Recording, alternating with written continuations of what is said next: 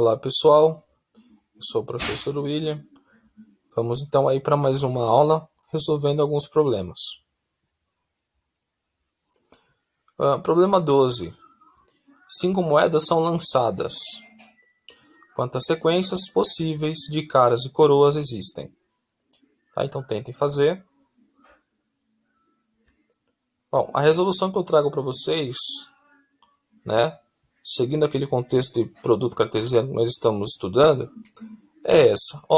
Supondo 5 conjuntos iguais e todos eles iguais a cara e coroa, ou seja, 2 elementos só tem, tá bom? Então podemos definir o conjunto A quinta, que seria o nosso A, cartesiano A, 5 vezes, beleza? Sabendo que seus elementos são 5 uplas, ou seja, sequências ordenadas de 5 elementos, e cada um desses termos dessa sequência são a face virada para cima das 5 moedas lançadas, tá? Sendo assim, a cardinalidade é exatamente igual à quantidade de sequência que queremos. Então, assim, eu vou lançar 5 moedas ao chão, ou vou pegar uma moeda e lançar 5 vezes ao chão, tá? Vamos pensar em 5 moedas sendo jogadas de uma vez só. Joguei 5 moedas ao chão. Essa 5 upla, que no caso é a sequência de 5 termos, cada termo vai representar a face virada para cima de cada uma das moedas que você jogou ao chão. Essa é a proposta aqui, tá bom? E assim, o A quinta, ele é o conjunto que possui todas as sequências de 5 termos, tá? Todas. Ou seja, ele contempla todas as possibilidades desse experimento. Beleza? Então, pelo princípio fundamental da contagem, parte A, né, existem, basicamente, é só você multiplicar, né, a cardinalidade de cada conjunto aqui. Ó. Como cada um deles é apenas cara e coroa, então cada um deles tem 2 elementos. Sendo assim, é 2 vezes 2 vezes 2, tá? Vezes 2, 5 vezes, tá? Ou seja, 2 a quinta, que é 32 sequências de cara e coroa. Bacana? Muito simples. Problemas de moeda, gente, ó. Batata, é fácil. Lançou moeda ao chão, tem esse formato aqui o problema. É sempre uma potência de base 2 e expoente é exatamente a quantidade de moeda que você joga. Ou a quantidade de lançamentos que você faz com a mesma moeda.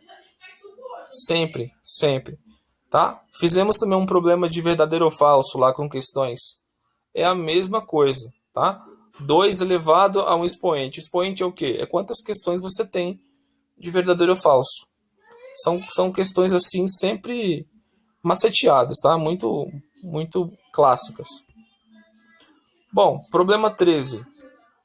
6 dados são lançados simultaneamente. Quantas sequências de resultados são possíveis?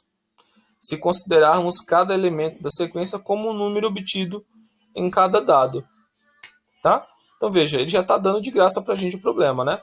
Ele está dizendo que cada sequência, cada termo representa aí o número obtido, ou seja, a face virada para cima do dado. Tá? Se eu estou lançando 6 dados, então eu quero sequências de 6 termos. O que eu preciso para gerar uma sequência de 6 termos? Tá? Então tentem resolver. A resolução que eu trago, ó, supondo, tá? 6 conjuntos iguais, ó, já 1 até a 6. E todos iguais ao quê? As possibilidades, né, de face virada para cima do dado, de 1 até 6. Beleza?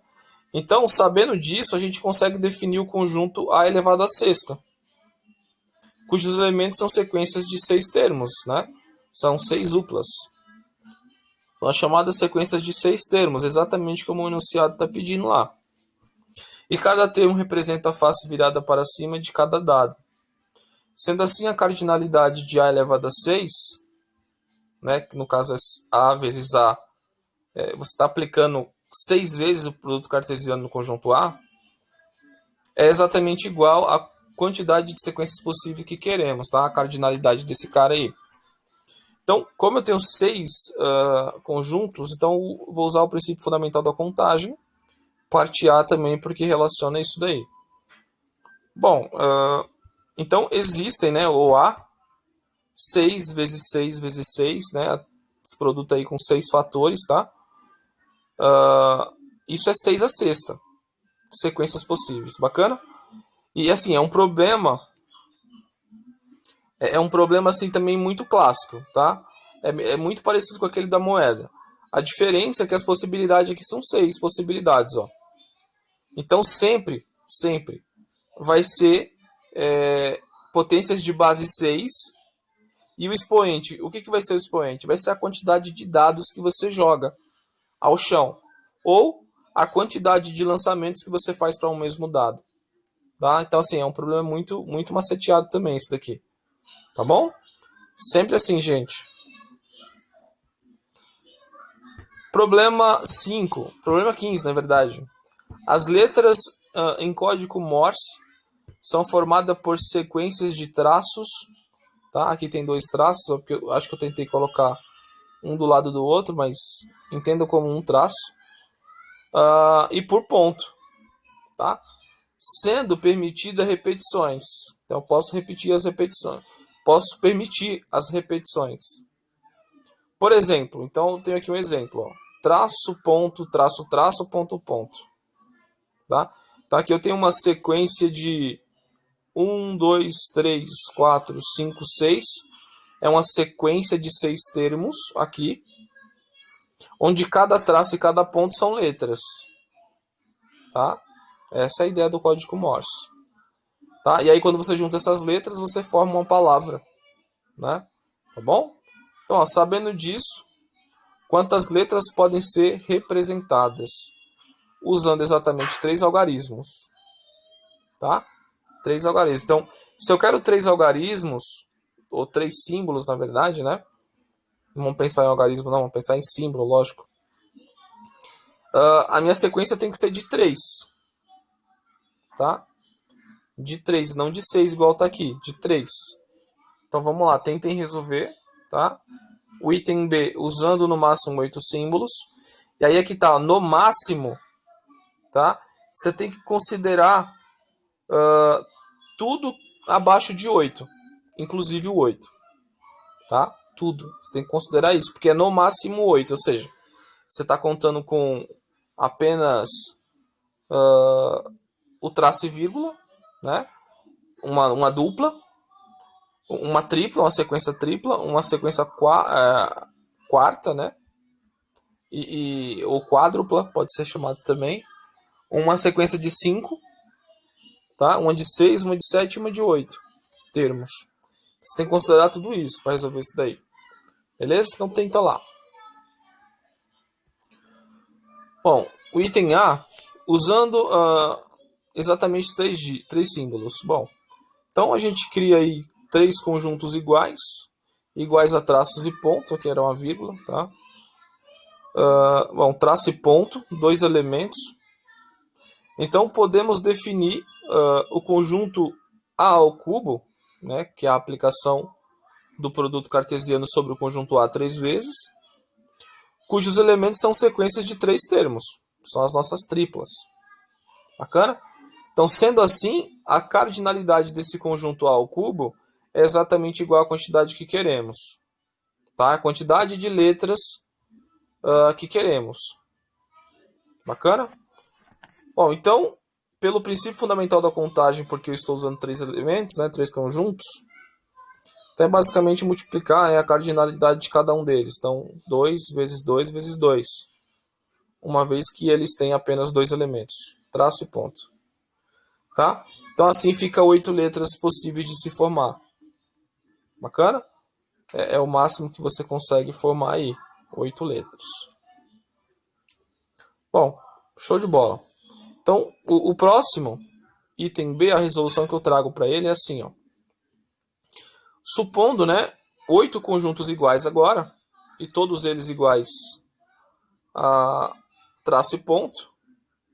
Beleza? Todos eles iguais a traço e ponto. E aqui de novo era uma vírgula, não um ponto. Então podemos definir o conjunto A Já está definido, na verdade, aqui.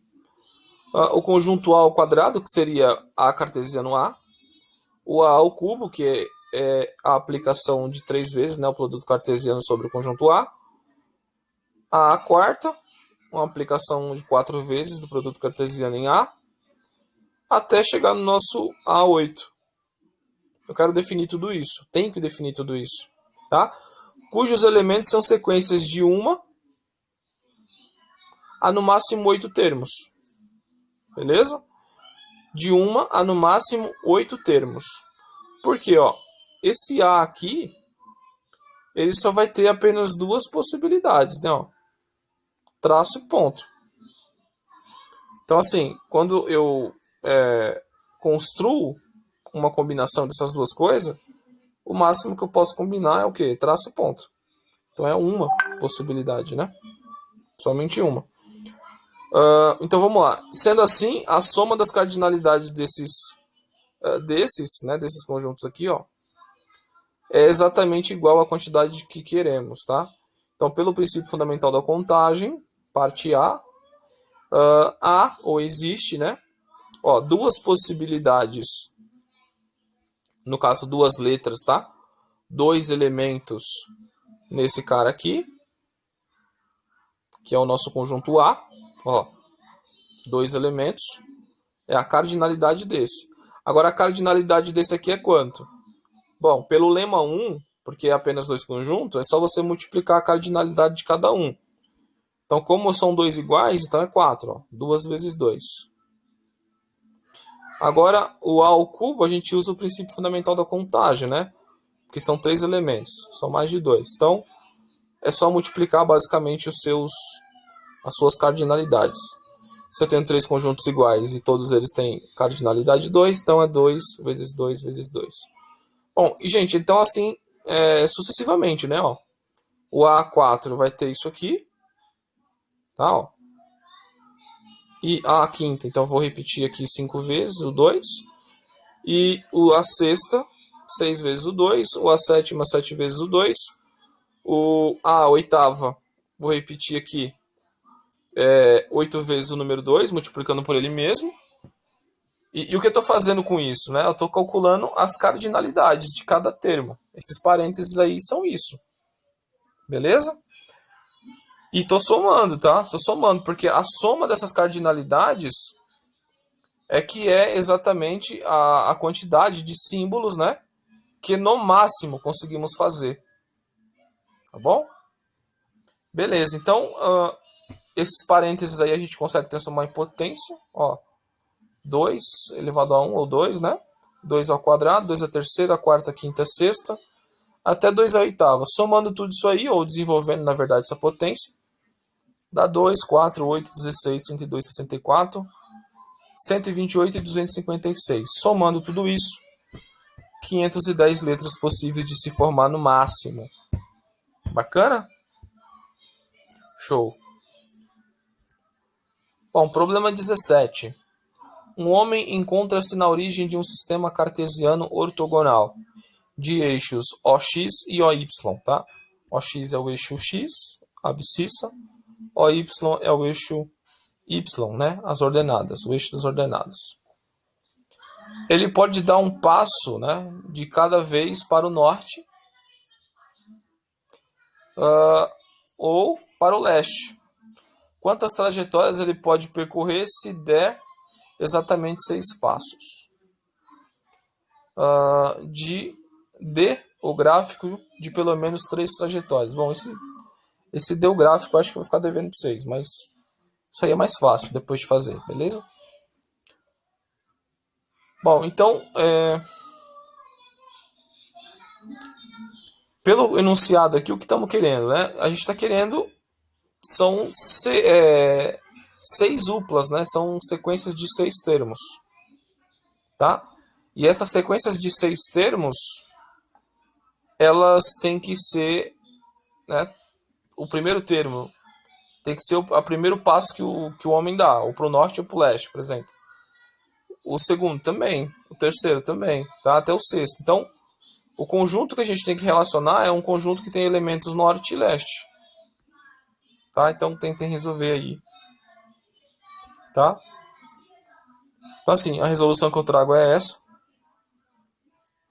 Supondo A1, A2 até o A6 aí, conjuntos iguais, tá? Iguais ao quê? Iguais a norte e leste. NL aqui, ó, por exemplo. Beleza?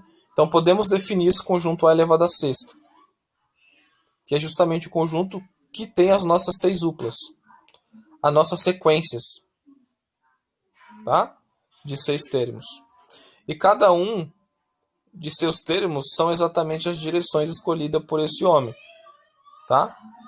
Sempre. Essas combinações aí vai ser as trajetórias representadas por essa sequência de 6 termos. Sendo assim, a cardinalidade de A sexta é exatamente igual à quantidade de trajetórias possíveis que estamos querendo.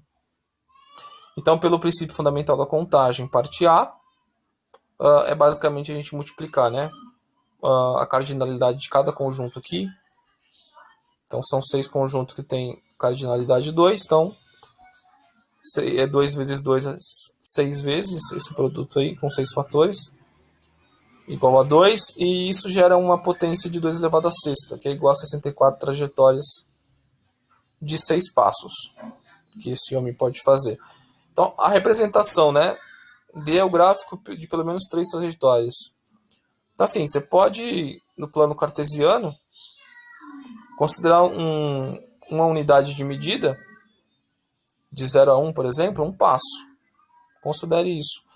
Aí o norte, né, é apontado para cima lá, o leste para a direita. Tá? Então, assim, você pode escolher, né?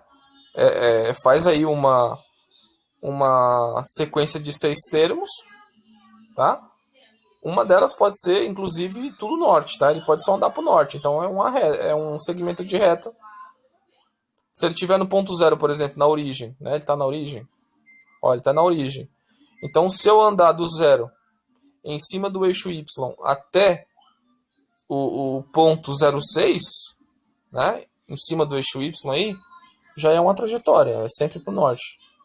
Se eu andar do 0 até o 6 no eixo, até o ponto 60, né? Que na verdade é sobre, eu estaria andando sobre o eixo X. Esse segmento de reta que vai de 0 até 6 no eixo X é uma trajetória também, porque ele está andando sempre para o norte, para o leste, tá? E eu poderia também, lógico, sair do zero e ir até o ponto 01, tá? Vou subir aqui uma unidade no eixo Y e depois me deslocar, né, só para o leste. Poderia também, só para o leste. Então eu saía daquele ponto 10 e iria parar exatamente no ponto 5, 5x e 1 em y, tá? Então seria a terceira trajetória.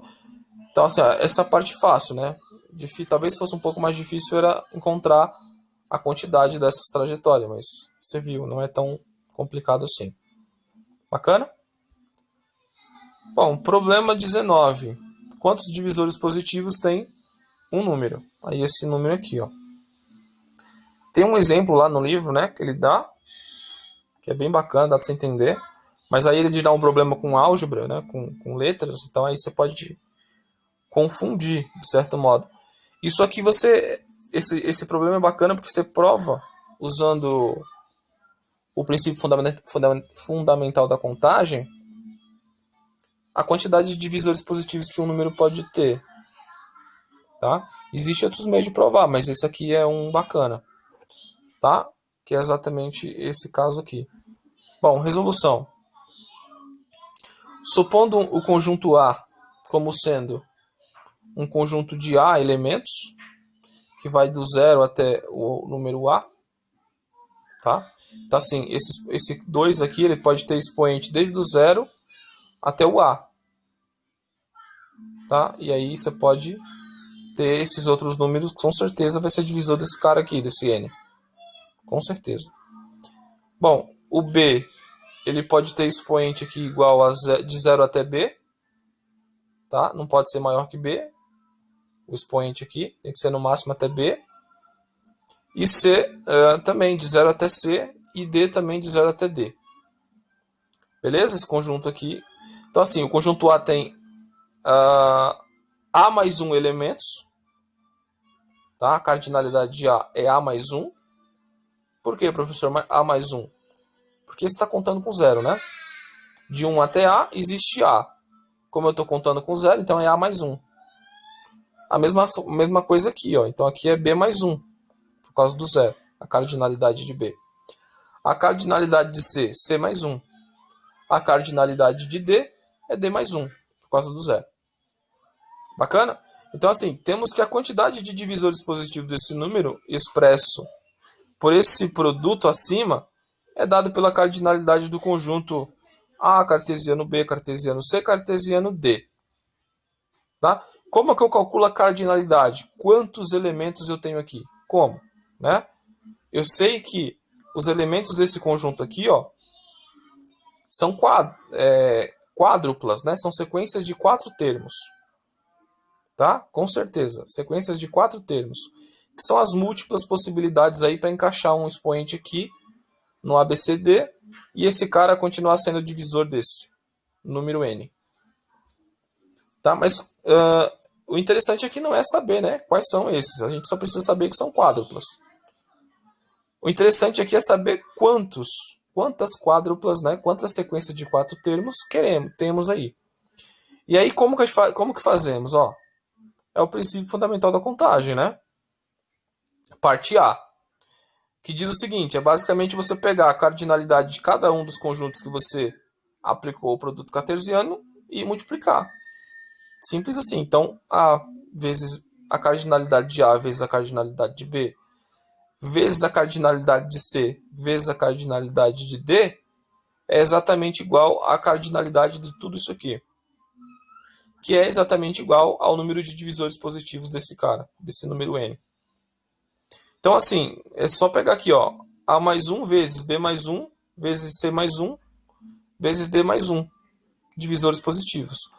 É apenas essa expressão, né? É dado por essa expressão. Não é um número bonitinho, não é.